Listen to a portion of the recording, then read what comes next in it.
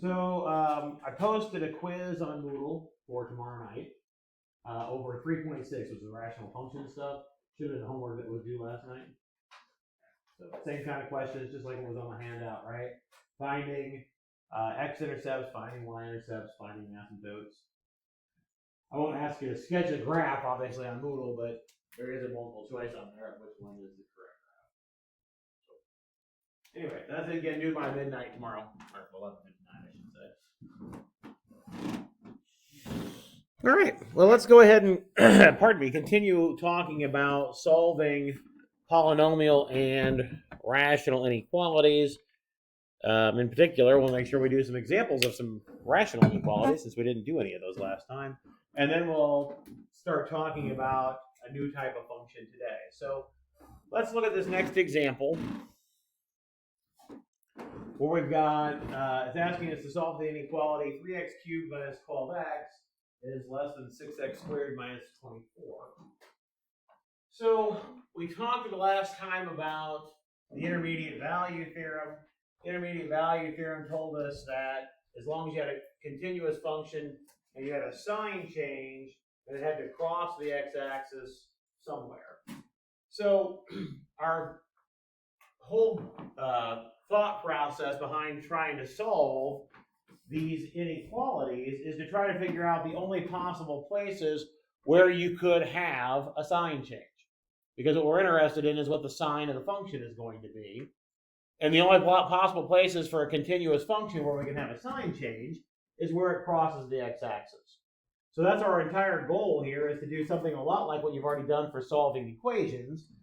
Get set equal to 0, well, not equal to 0 since we're doing inequalities, but put 0 on one side, factor, and look for where it's equal to 0, because that's where we might have a sign change.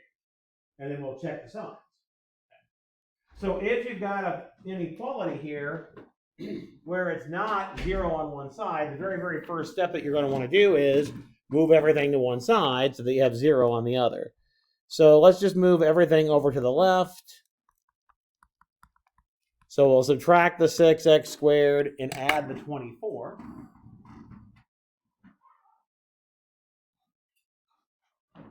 Main reason why I put this particular problem on here is to review a particular factoring technique. We've got a 4-termed polynomial. Remember what our big technique is for factoring a 4-termed polynomial? Grouping, yeah, good. So if I group the first two together and group the second two together, what can you group out of the first two terms? Or factor out of the first two terms, sorry. 3x squared, that leaves you with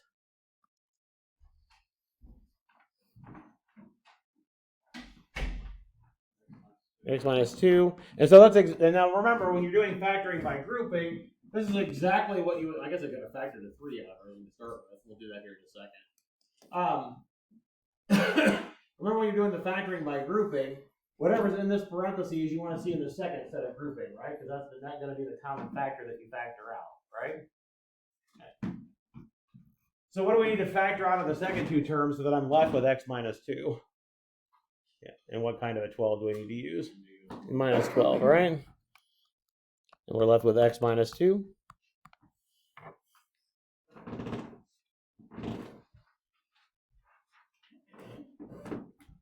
So now we can factor out an x minus 2.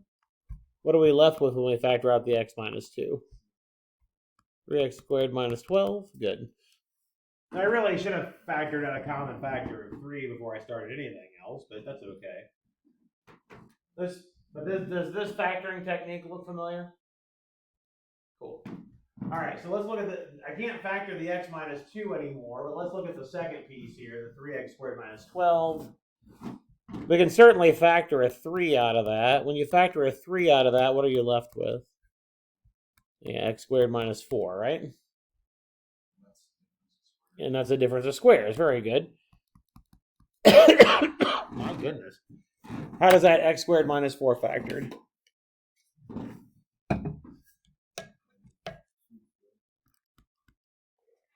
Careful. Factors x minus 2 times x plus 2. Good. You're going to get an x minus 2 squared, but that's not how that particular one factored, right?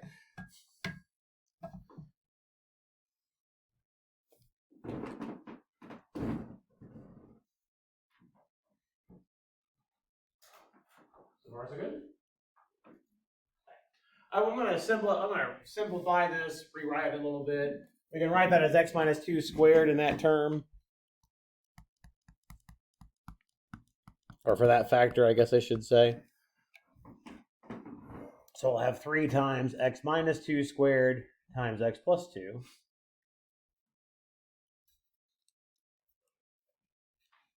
So this is a lot like what we did for solving equations, right? Set it equal to 0 factor. And then the next step is exactly what you did as well. What makes this left-hand side equal to 0? If this were an equal sign rather than a less than sign, what would you have for your solutions? 2 and negative 2, right? Okay. So 3x squared minus 2 squared times x plus 2 squared equals 0 when x is equal to negative 2 or 2. So again, thinking about the graph of this function, if we think about the function 3x cubed minus 6x squared minus 12x plus 24, the graph of that function can only change sign when we're at negative 2 or at 2. Anywhere else, it's going to be positive or negative, because we found the only places where it could be 0, right? It's the only places where it can change sign. So that's when we're going to make our sign chart. So we'll put the numbers on a number line in order. So I'll put the negative 2 to the left of 2. And what we've done is divide our x-axis into 3 intervals now, right? We've got an area that's less than negative 2. We've got an area that's between negative 2 and 2. And we've got an area that's 2 to infinity. Since we're dealing with a continuous function, I know that these are the only places where we can have a sign change. So if I pick one number in this leftmost interval, plug it into my function, and it turns out to be positive, then it has to be positive on the entire interval. I can't change sign on that interval. If I pick a number between negative 2 and 2, and it happens to be positive, it must be positive on the entire interval. I can't change sign in the middle. Okay? So what we've done is we've reduced this inequality and just checking 3 different intervals. Okay? So let's pick a test point that's less than negative 2. Again, doesn't matter. We don't even care about the value. We just care about what sign it is. Is it positive or is it negative? So pick a number less than negative 2. Negative 3. And it's always easiest to go back and plug it into factored form here, because again, we only care whether it's positive or negative. I don't care what the value is. All right? Number out in front is a 3. That's always positive.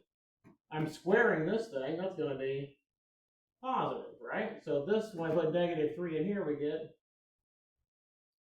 negative. So I've got 2 positives times a negative gives me negative. So it must be negative on this interval.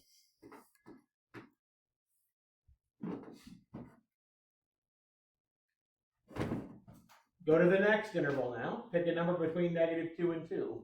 3. Between negative 2 and 2? 0.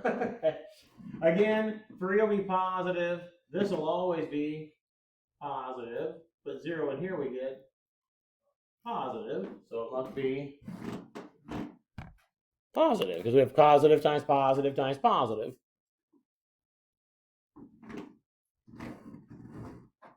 Finally, pick something bigger than 2. Now it's like 3. Yeah. What's going to happen now? Everything will be positive.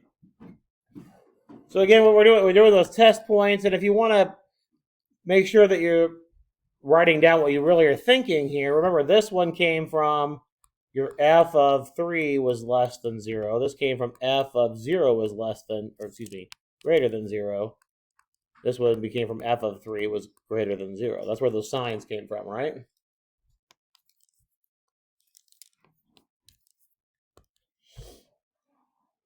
Yeah. What? And now going back to answer the problem, what are we looking for? Positives or negatives? Which one is? It's f of 0, yeah. That's what we plugged in to get the positive. What are we looking for? The positives or the negatives?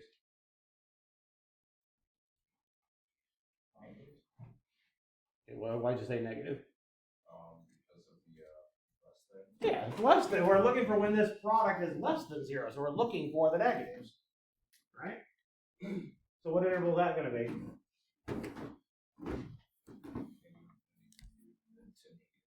Yeah, negative infinity up to -2. Are we going to include the -2 or not include the -2?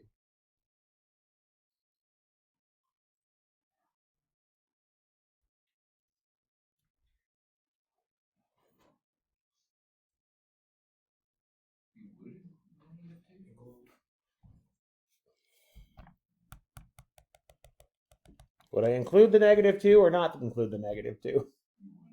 Not include because it's strictly less than 0, right? It says not. It doesn't say equal to 0. It says less than 0, right? So we'll use a parenthesis there.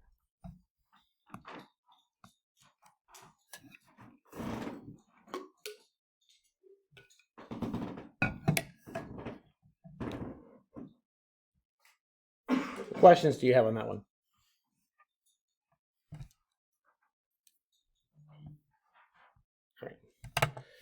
So this we're going to use the same idea, pardon me, for solving rational inequalities as well. So remember that we're still doing the intermediate value theorem thought here, but remember the intermediate value theorem says that if f is continuous and f of a and f of b have opposite signs,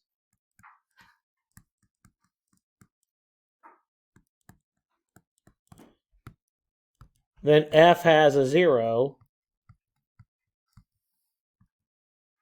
between a and b.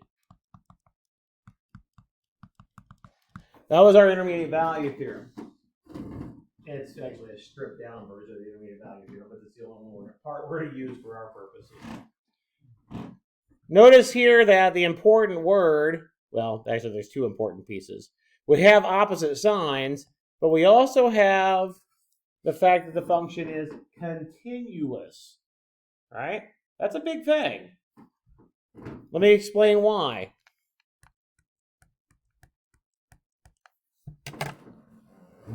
Let's consider our function y equals 1 over x. What does 1 over x look like? One of those is in our catalog of functions, right? What happens at 0? What do you get at 0? X equals 0. What do you get? What kind of thing do you get when x is equal to 0?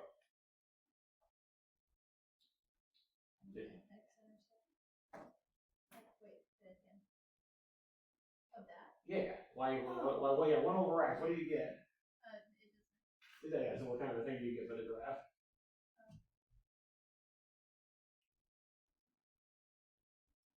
You did the homework over this last night. What kind of thing? What kind of a hole in this particular case? Starts with an A. Asymptote. There it is. Yeah, we had a vertical asymptote there, don't we? What does that graph look like? Got a vertical asymptote at 0.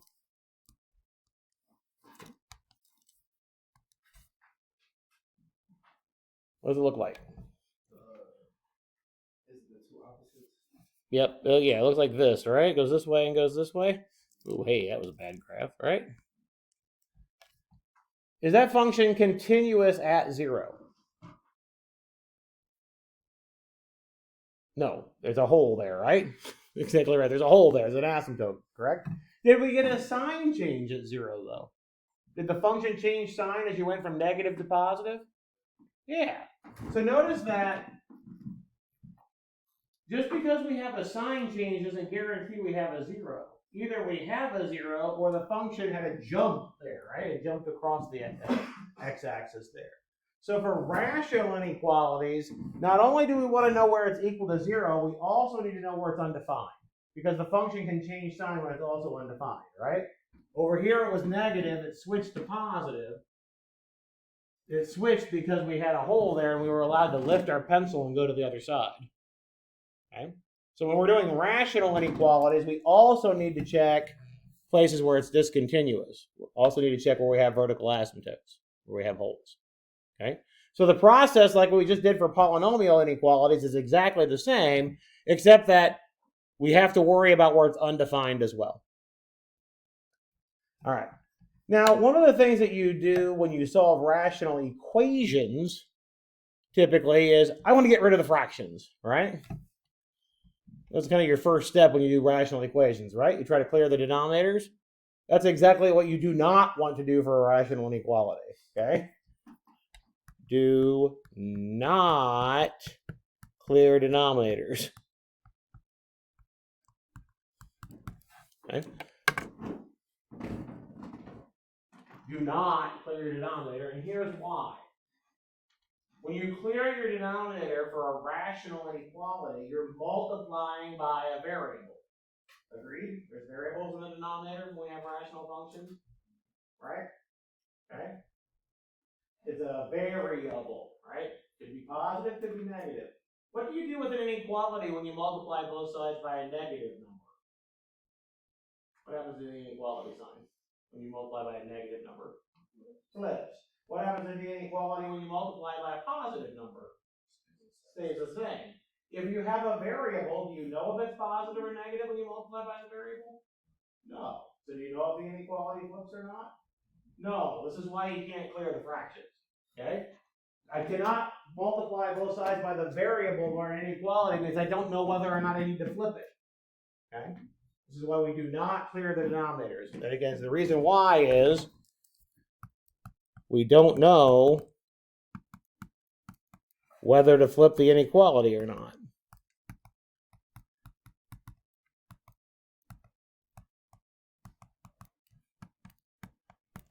Okay. So that's not the way we want to do it. All right. So what we'll have to do instead is combine everything into a single fraction. That's what we have to do. All right, we'll see some examples of that here in a second. But the process is going to be exactly the same that we just did with polynomial inequalities. All right, so here's an example. We've got the inequality x minus 5 over x plus 2 is greater than or equal to 0. Your first step for polynomial inequalities was get everything on one side, get 0 on the other, right? That's also the first step for solving a rational inequality. Get everything on one side, have 0 on the other. Do we have that in this case? Yep. Okay, so I'll just write this off to the side. First step, get everything on one side.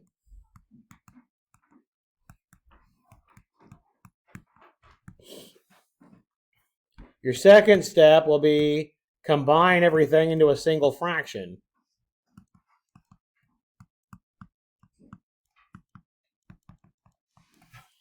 Which we have here. Your third step will be determine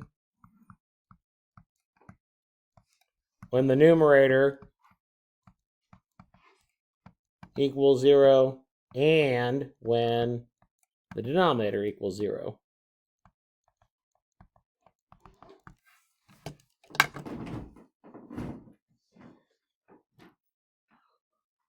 The numerator equaling 0 is exactly how we found x-intercepts, right? We just did that in the previous section, right? With the numerator being 0 is how we find x-intercepts. The denominator being 0 is exactly how we found asymptotes. Or found whole, but found asymptotes, right? Figure out where it's equal to 0 and where it's where it's undefined. Those are the only places where the function contained change sign. Either it went right through the x-axis or it jumped over the x-axis. And that's what we need to look for. We're trying to figure out where the sign changes are. For rational functions, they are continuous everywhere they're defined. However, when they're undefined, we might get a jump. Okay? Same process that we use for polynomials. We just have one extra step. We just need to figure out when the function is undefined. Okay? All right, so look at this inequality. When's the numerator equal to 0? 5, good. So numerator is 0 when x is 5. When's the denominator equal to 0?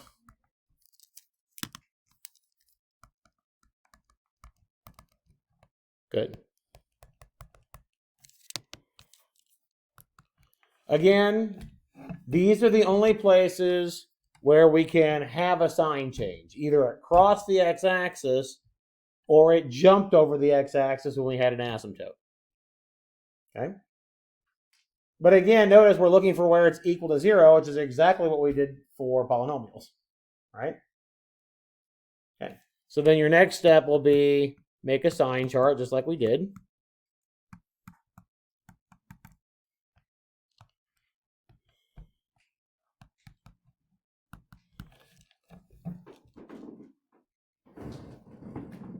Divided our x-axis up into 3 pieces, just like we did before.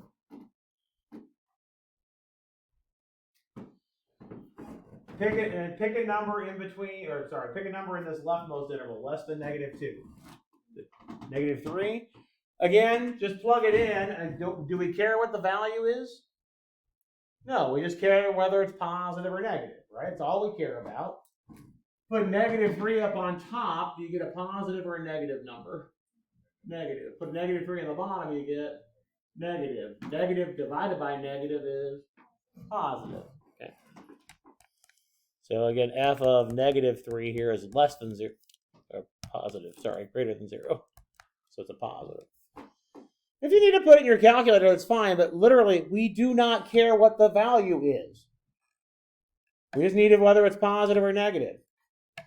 Okay? And you know your rules for multiplying positives and negatives.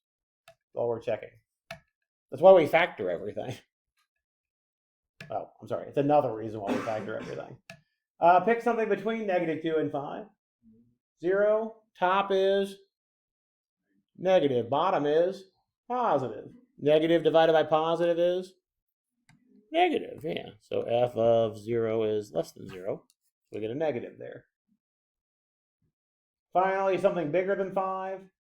6. Top is, and bottom is positive. So the positive divided by positive is positive. Yeah, so you get a positive there.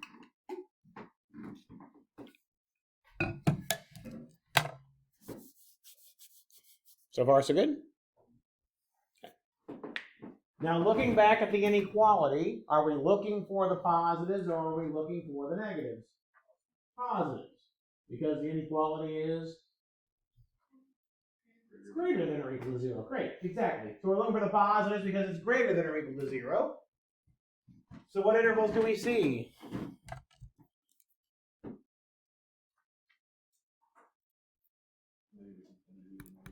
Good. Okay, so I'm going to come back to that in a second. And then what's the other one? 5 to infinity. Good. All right. So you said bracket. Why did you say bracket?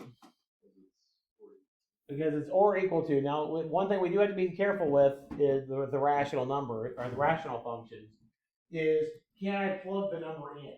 -2 would be was included. Can I plug -2 into that left-hand side? Am I allowed to plug -2 into the left-hand side? X plus 2 is in the denominator. So if I put -2 in, we get a 0 in the denominator. Is that allowed?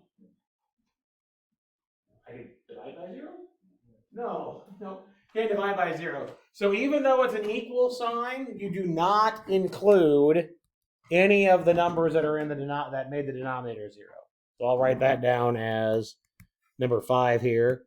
Do not include, no matter what, do not include any values in the solution that make the denominator 0.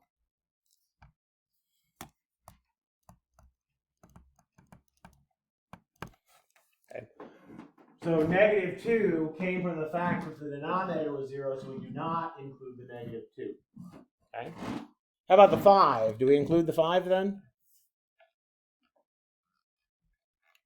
What did the 5 make 0?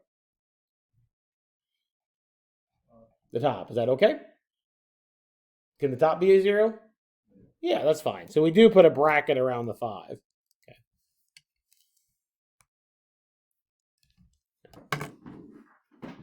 So this is really the only tricky part. You do these problems exactly like you do for the polynomial inequalities. The only thing you have to pay attention to is if you have an equal to and something made the denominator 0, you still do not include that part because it makes the denominator. Questions on that one? Let's do the next one.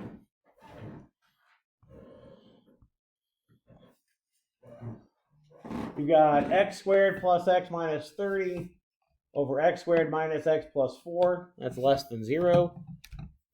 Again, I told you the first step was to get everything on one side. Okay, I'm done with that. Second thing I told you is that you need to combine everything into a single fraction. Looks like I'm done with that. Okay. Third thing is we need to know where the numerator is 0 and the denominator is 0, so we might as well just factor it while it's in this form. How does the numerator factor? Good. And the denominator? Good.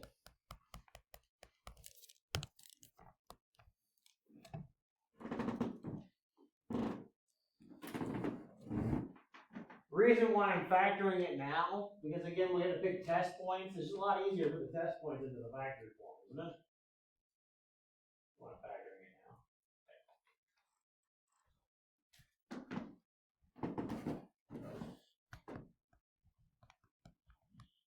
When's the top equal to 0? I have a negative 6, and the bottom 4 and 1.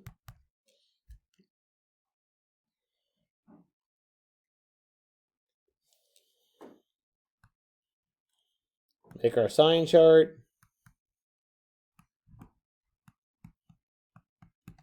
Make sure you put your numbers in there in order.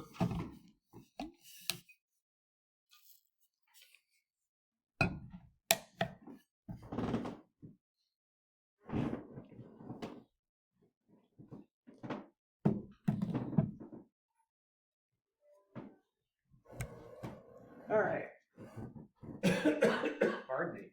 Now we're going to pick our test points. Notice in this case we've got 5 intervals to check. But again, all we care about is the sign of the expression, right? Is it positive or is it negative? Okay.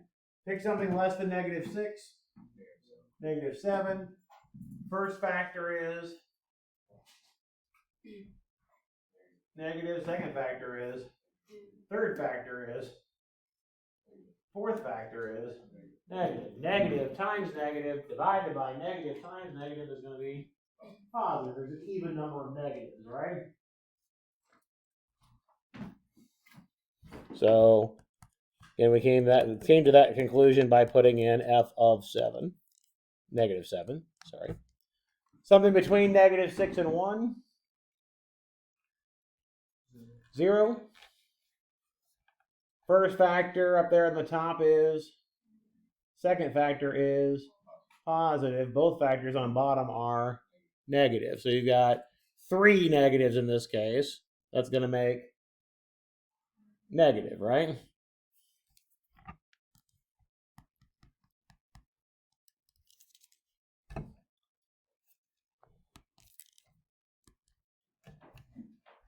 Something between 1 and 4. 2. What do you get when you plug in 2? Do you get a positive or do you get a negative?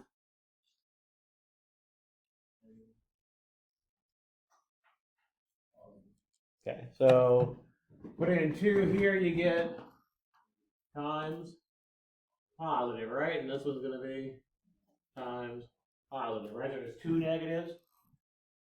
Negative divided by negative will make positive, right? So we'll get a positive on that one.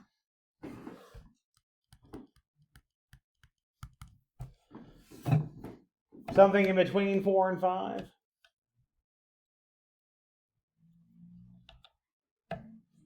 4.5. Works for me. What do you get when you put in 4.5?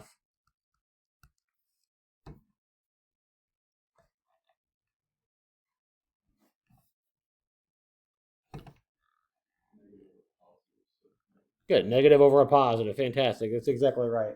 The only factor that's negative is this first one, right? All the rest of them will all be positive. So it'll be negative. And finally, put in, say, 6. What do you get? Or, yeah, 6. Put in 6, and what do you get? Positive. Everything's positive in that case, right?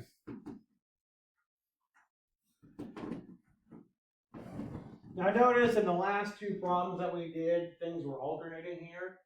Be careful. Don't get in the habit of just assuming they're always going to alternate. In the first two examples, we did have things that did not alternate. Okay. Make sure you're actually, honest to goodness, checking your intervals and not just assuming they're alternating. Okay. All right.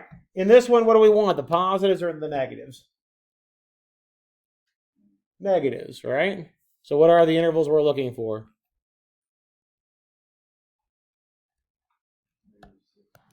Good. And 4 to 5, good. And what about brackets or parentheses on these? A parentheses on all of them in this case, right? Because there was no equal to sign.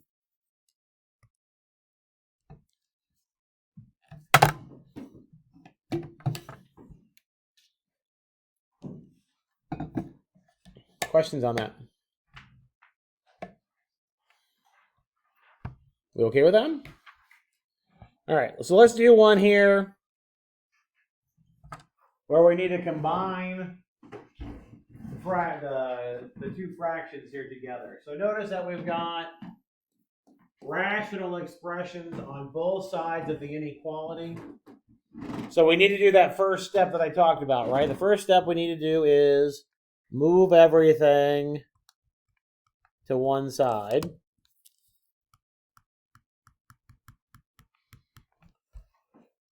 You have to have 0 on one side. If you do not have 0 on one side, the process that we're using will not work. Okay? You have to have the 0 on one side. The second thing we need to do is combine these things into a single fraction. So we need to get a common denominator to get these things into a single fraction. So what do we want to multiply the first fraction by? X minus 5, good. And the second one by x plus 1, good.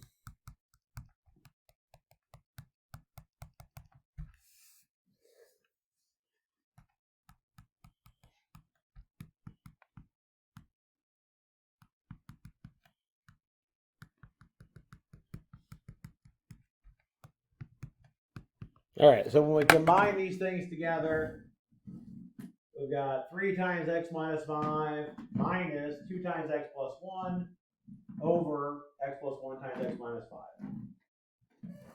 Do not multiply out your denominator, because remember, again, we're trying to figure out where these things are equal to 0. If you multiply it out, you just have to refactor it. Okay? However, we do need to simplify the top so we can figure out where it's equal to 0. We have 3x minus 2x, so we get an x. I've got minus 15 and then minus another 2, so we get minus 17 over x plus 1 times x minus 5.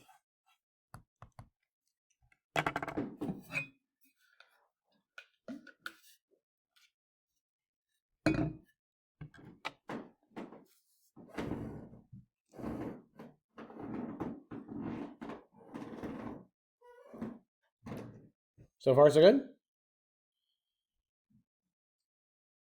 Now it's in the state that we just did in the previous ones, all right? So what do we do next?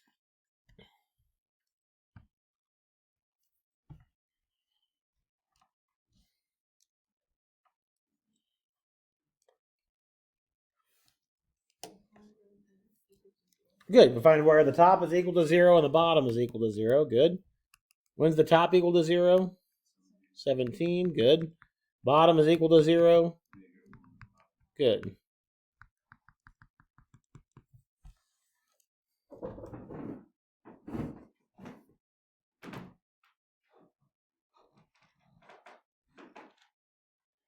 What do we do with those numbers?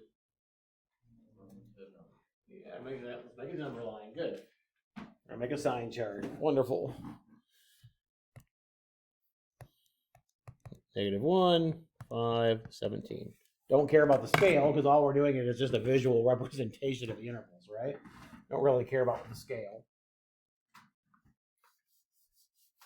Pick some test points. Pick something less than -1. -2. What happens when you put -2 in? What do you get?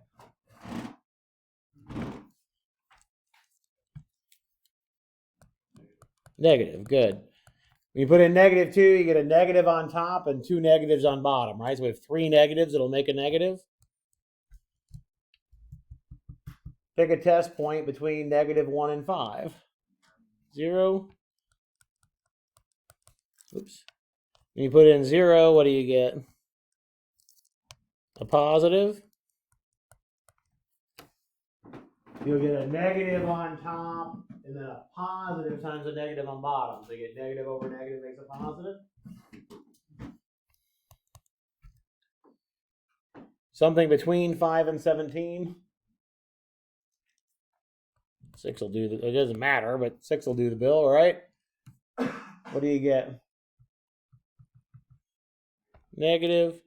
You get negative on top and 2 positives on bottom, right? Finally, pick something like 18, just something bigger than 17. What is everything when you put in 18? Positive. So you'll get a positive in that interval. Again, if you need to put the numbers in your calculator, that's fine, but we don't care about the actual value. All we care about is it positive or is it negative? Literally all we care about. Okay? What are we looking for in this case? The positives or the negatives? Negatives. So our intervals are going to be what? -2, -1, yep. And the other one's going to be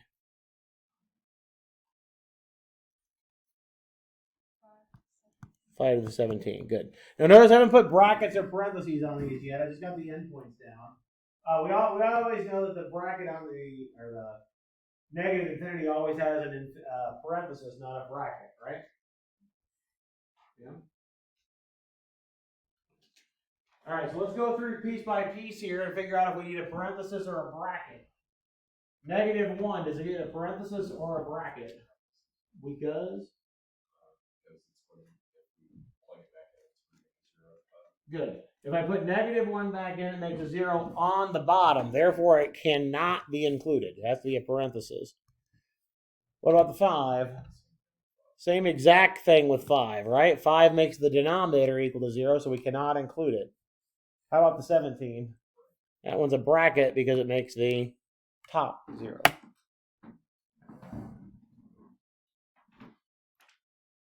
Because the one part of this is a little bit tricky, right? I have to pay attention to, is it making the top equal to 0 or is it making the bottom equal to 0? The one part is a little tricky. What questions do you have on that one?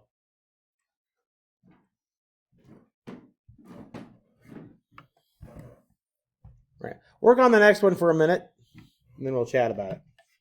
I think it's actually the last one.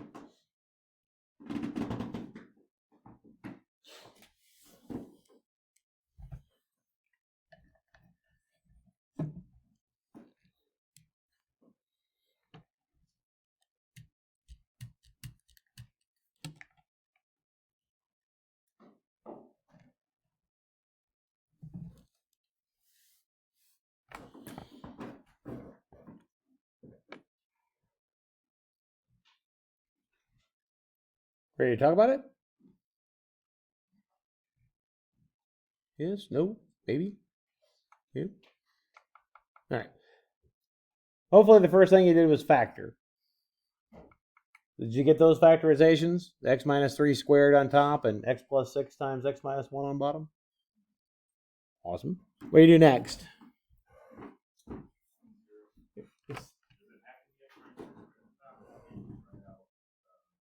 You want to write it as x minus 3 times x minus 3?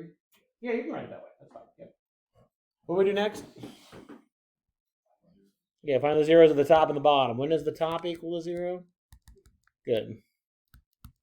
And the bottom? Good.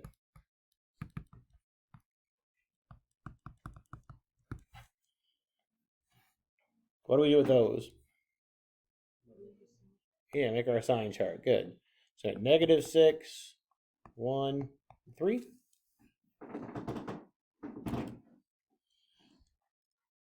What do you do next?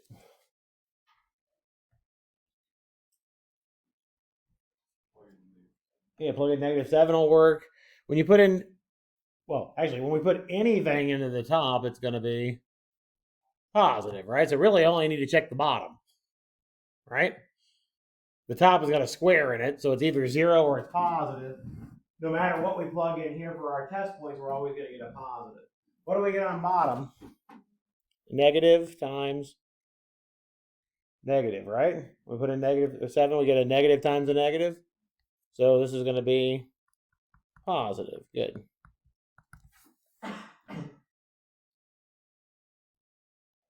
Put in, what's another number you want to put in? 0, what do you get? A negative? Good.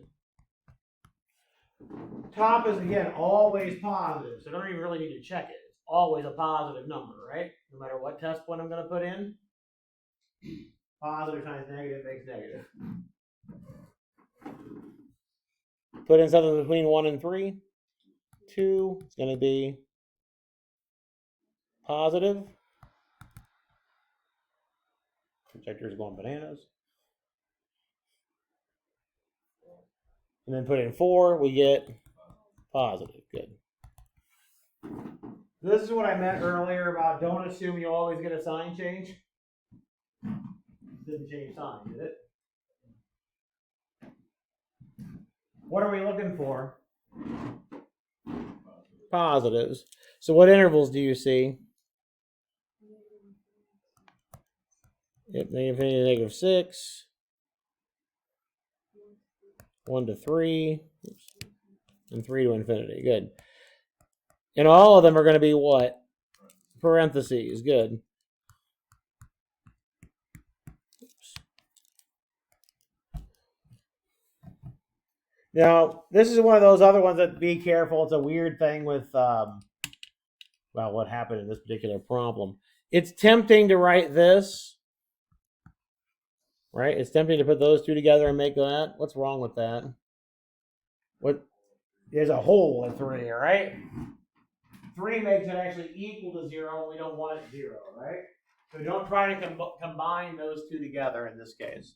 Okay, so can't do that. Questions on that one at all? All right, so again, I put a quiz on Moodle for tomorrow night over rational functions. Again, that was what your homework was over tonight, or last night, I mean. Okay, so quiz on rational functions.